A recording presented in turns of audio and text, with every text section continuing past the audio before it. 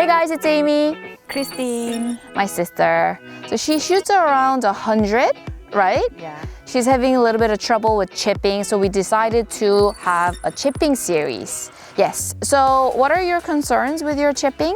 I get a lot of fat, thin shots and very inconsistent shots. You know, that's probably one of the most common comments I get from amateur golfers. Chipping is such a small swing, but a lot of golfers have trouble hitting that golf ball consistently on the sweet spot and, you know, catching a little fat, little thin, so sculling across the green, etc., etc. So let's just start with basic chip shot technique today. Okay. Christine, we have about 15 yards to the flag. At this point, what kind of wedge would you use? Whatever I have. I have pitching. Okay, so this is like a cavity back, whatever comes with her iron set. So, you know, you're trying to get better, get into 90s and start breaking, you know, your best scores. At your level, it's a great idea to invest into a wedge. You know, like kind of pros use it, so it could be intimidating, but it has thinner leading edge and more cleaner bounce that's really going to give you better control over cleaner contact. So why don't you go ahead and use my wedge? I have a 52 degree here. It's going to have more loft than your pitching wedge because 52 is a gap wedge, but let's try this. What's pitching? It's usually 48 degree. 48. Usually, every brand has different lofts. Like my pitching wedge is 46. Okay. So 52 is somewhere in between a sand wedge and a pitching wedge. Okay. I'm gonna have you just hit your normal shots to the flag and I'll just watch. That was fat. Couple more. Oh, that was not bad. 52 carries less because it has more loft. So make a little bigger swing if you have to. Oh, that was good. Okay, it's not bad. All right, so your setup is a little bit off. And then also I noticed that you're using a lot of arms instead of your body.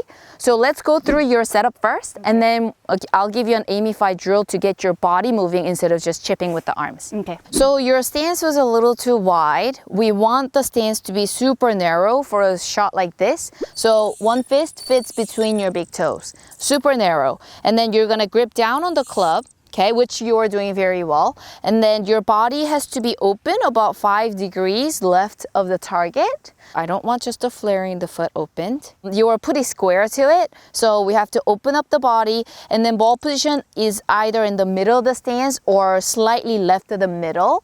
And then we're gonna go ahead and put the weight in the front left, the lead foot, at about 55 to 60% here, 45 to 40% in the trail foot. And then we're gonna maintain that in the backswing. That's gonna give you more steeper angle into the golf ball, down below, so you get cleaner, crispy contact, so consistent contact, okay? And by putting the weight in the left and ball position either middle or left of the middle, that's also going to help you kind of bottom out the club head without using your hands, using the body better. So you'll get rid of thin and fat shots. Let's go ahead and have you try it. Let me see if I remember. Okay. Narrow stance, ball in the middle. So open stance. This is the most common mistake I see. So when I mention open stance, a lot of amateurs tend to flare the foot open and nothing else moves. That's what you did there, right? We want the whole shoulders all the way down to your toes to rotate. Yes, a little bit narrower stance. Yes. So look that way. Yeah, I know you're open a little bit more than I would like, but that's okay. So 5 degrees left, like maybe like 6 feet left of the flag, okay? But you're swinging not along the toe line, but along the target line. Okay. Okay? All right. So The weight on the left. front left, yes. And then try and do practice where you maintain that in the backswing. Yes. Good. Much better. How did that feel? Uncomfortable, but feel better. We just have to get used to it, that's all. So let me show you an Aimeefy drill. Right now, your body moved a little bit better, but it was still kind of arms and body were kind of not quite in sync. So let me show you a super simple feeling Aimeefy for you. Okay. Ta-da, I have a fishbowl full of water.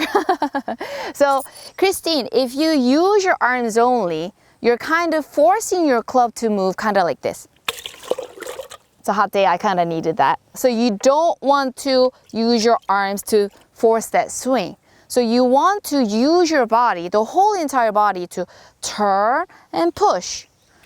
Turn and push. You see how the water doesn't spill, right? It's because you're not forcing anything with your hands, but you're using the big muscles to turn and push. Left side turns, right side pushes. Do you wanna try it? Narrow stance, open stance, weight on the left. Keep it there during the backswing. Turn and push. Nice. So I want you to try and feel if it's the arms that's moving the fishbowl or it's your kind of hips, your body. Yes. Turn, and you turn, push. Turn, push. Good. I'm just going to give you, so it goes turn and push. Feel that? Mm-hmm. Turn and push. Very nice. Turn and push. Yes. Narrow stance. Weight on the left. Keep it there. Use your hips. Turn and push. When you push, you don't need to force it. You just go turn and push. Drop it, right? Turn and push. Yeah? So you're just holding the fishbowl. You're not forcing anything. Turn. Nice. How's it feel? Feels more firm. Firm? It feels more together, solid, in yeah. sync? Good. So let's make a couple more practices, but I want you to try and focus on your point and hit that with the club before you hit balls. Turn, push. Yes. Don't use your hands, use your turn, push. Beautiful. Drop the head a little more. Turn, push. Yes, that was perfect. So I don't care how you hit it. I want you to focus on turn, push, and hands are relaxed, okay? Narrow, good. Weight on the left, good. Turn, push. Oh, that was so good. Wow. That was really good. Like you were using a lot of arms and your setup was off, but every shot you did your setup and also you were trying to use the body to turn, push, and the hands were just holding the club, like holding the fishbowl kind of thing. How did it feel? It felt uncomfortable first. I just need to get used to using the body more. Yeah. Did the fishbowl kind of help you feel that? Yeah. Before it was like your hands that was controlling your swing. And then after that drill, you were like using the body and hands were just holding the club, which is exactly what we wanted, right? Yeah, that was really great. Do you have any other questions? When I chip, why do I miss thin? You know what? That's one of the most common miss shots in chipping. If you are controlling that club with your hands, now you're not bottoming out that club head consistently. When your hands are just holding and your body is turning and pushing, now that club head kind of bottoms out consistently, hits that low point at impact. But if you're using your hands, now sometimes it hovers and it never really bottoms out at the ball, and it sometimes kind of hovers and then catches the top of the golf ball, so you hit it thin. To get rid of thin misses, now you have to really try and use less hands and more body. So basically work on what we did today and you will get rid of thin misses. Okay.